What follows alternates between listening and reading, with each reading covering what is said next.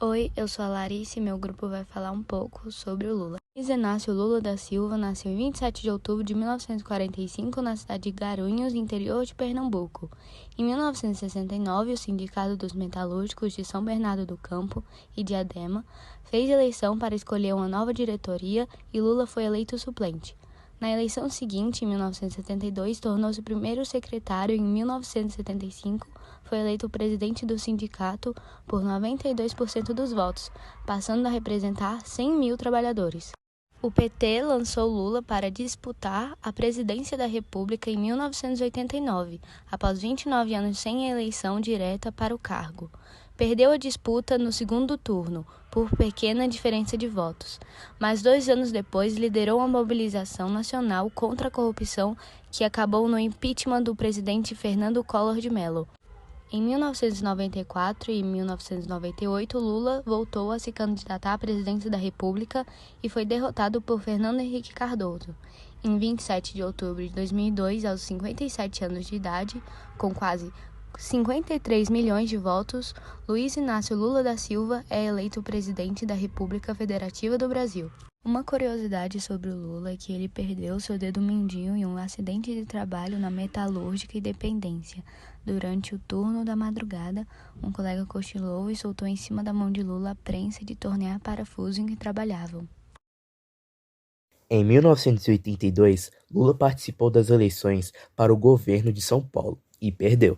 No mesmo ano, alterou judicialmente seu nome de Luiz Inácio da Silva para Luiz Inácio Lula da Silva, visando usá-lo em pleitos eleitorais futuros, pois a legislação vigente proibia o uso de apelidos pelos candidatos. Em 1984, participou ao lado de Ulisses Guimarães, Fernando Henrique Cardoso, Eduardo Suplicy e Tancredo Neves, entre outros, da campanha Direta Já, que clamava pela volta de eleições presidenciais diretas no país. Após o fracasso da campanha Direta Já e a realização das eleições presidenciais de forma indireta, Lula e o PT abstiveram-se de participar do pleito. Com a morte do presidente Tancredo Neves e a posse de José Sarney, Lula e o PT decidem firmar uma posição independente, mas logo se encontram no campo da oposição ao novo governo. Em 1986, foi eleito deputado federal por São Paulo, com a maior votação para a Câmara Federal até aquele momento, tendo participado da elaboração da Constituição Federal de 1988. Foi favorável à limitação do direito de propriedade privada, à jornada semanal de 40 horas, à soberania popular, ao voto aos 16 anos, à estatização do sistema financeiro, à criação de um fundo de apoio à reforma agrária e ao rompimento de relações diplomáticas com países que adotassem políticas de discriminação racial. Em 1989, realizou-se a primeira eleição direta para presidente desde o golpe militar de 1964. Lula se candidatou a presidente e ficou em segundo lugar. No segundo turno, Fernando Collor de Mello, candidato do Partido da Renovação Nacional, PRN, ficou em primeiro colocado no turno inicial das eleições. Foi eleito presidente após receber o apoio dos meios de comunicação e empresários, uma vez que estes se sentiam intimidados ante a perspectiva do ex-sindicalista radical e alinhado às teses de esquerda chegar à presidência. A campanha de Collor de Mello no segundo turno foi fértil em práticas tidas, na época, por moralmente duvidosas, e que combinavam preconceitos políticos e sociais.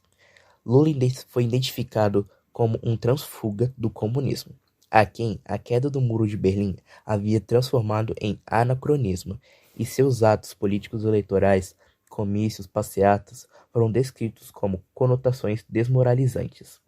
Segundo o acadêmico Bernardo Kuczynski, tal teria sido facilitado pela infiltração de agentes provocados de Collor no comício do PT. Collor acusou ainda Lula de desejar sequestrar ativos financeiros de particulares, o que a equipe de seu futuro governo faria após a sua eleição. Articulistas de grande imprensa pronunciaram-se de forma indecorosa sobre o Lula. O comentarista Paulo Francis o chamou de ralé, de besta quadrada, e disse que se ele chegasse ao poder, o país ficaria ruim. Além disso, uma antiga namorada de Lula, Miriam Cordeiro, com a qual ele teve uma filha, surgiu na propaganda televisiva de Collor durante o segundo turno das eleições para acusar seu ex-namorado de racista e de ter lhe proposto abortar a filha que tiveram. O Partido Social Democracia Brasileira, PSDB, posteriormente o maior rival eleitoral do PT na época, declarou apoio oficial a Lula no segundo turno. O candidato Mário Covas, que havia ficado em quarto lugar naquela eleição, subiu em palanques ao lado de Lula, em defesa da candidatura petista. Olá, meu nome é Júlio César e eu vou falar mais um pouco sobre o Lula.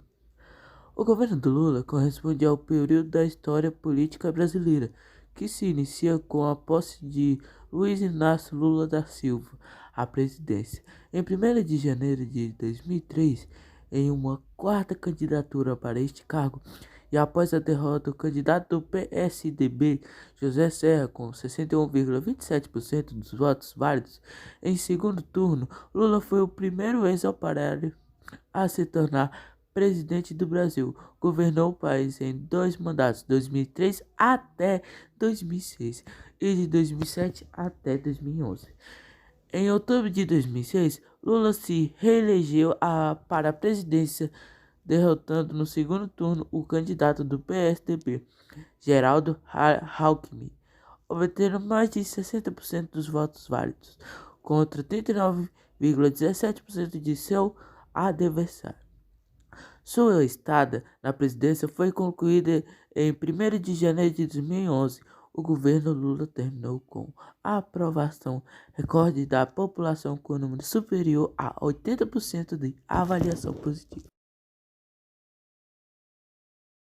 O governo de Lula teve como principais marcas a manutenção da estabilidade econômica, a retomada do crescimento do país e a redução de pobreza e desigualdade social.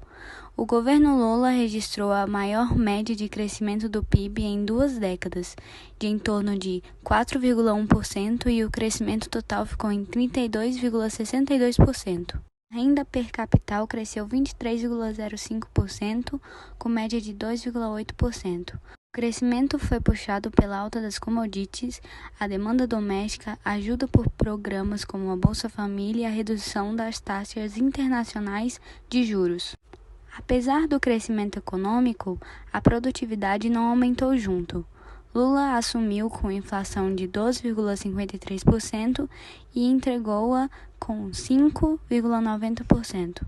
Uma reforma relevante ocorrida no governo de Lula foi a aprovação da Emenda Constitucional de 2004, que ficou conhecida como Reforma do Judiciário. O governo de Lula também se notabilizou pela busca do país em sediar grandes eventos esportivos. Os Jogos Pan-Americanos de 2007 ocorreram durante o seu mandato, assim como a escolha do Brasil em ser a sede do mundo da Copa FIFA de 2014 e dos Jogos Olímpicos de 2016.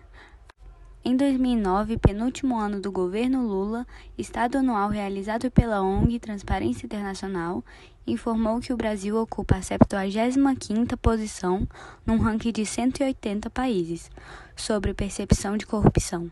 O estudo deu ao Brasil nota 3,7, o que indica problemas de corrupção. O Brasil piorou no ranking entre 2002 e 2009, tendo uma queda de 30 postos. Em 2008, o Índice de Democracia, elaborado anualmente pela revista inglesa The Economist, classificou o Brasil como o 41º país mais democrático do mundo.